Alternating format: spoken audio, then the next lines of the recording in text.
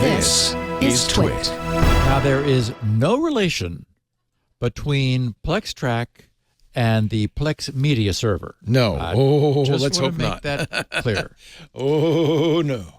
Last week, we were talking about the growth of CISA's KEV database, where KEV is the abbreviation for Known Exploited Vulnerabilities, and how, while it grew much faster last year than in any previous year, an examination of the dates of the CVEs that were added during this most recent past year revealed that the large majority of these were not new problems being exploited, but rather old problems that had never been patched.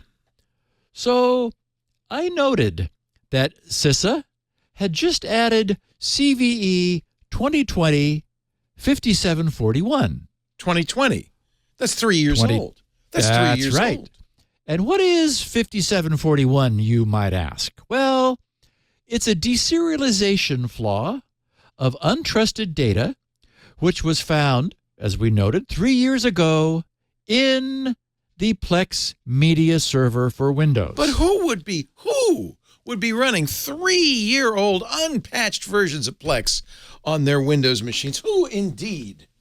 Who indeed, my friend? It happened that an unfortunate LastPass developer, yes, was doing so, after which a distinct lack of fortune was visited upon all LastPass users. That's a good way to put it.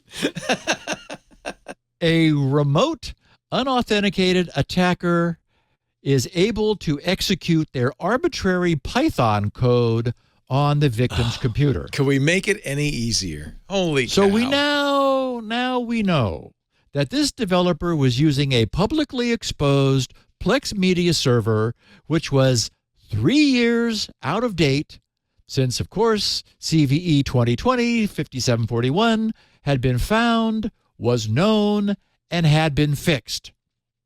I've been saying for a while now that any serious cyber warfare agency or group across the globe must be maintaining a vulnerability and exploit database indexed by target vendor.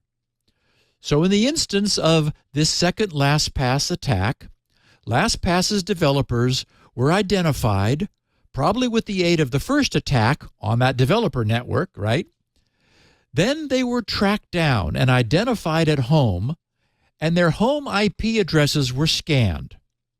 When port 32400 was found to be accepting inbound TCP connections at one of those IPs, that port was looked up, and the Plex Media Server was found to be the most common user of that port.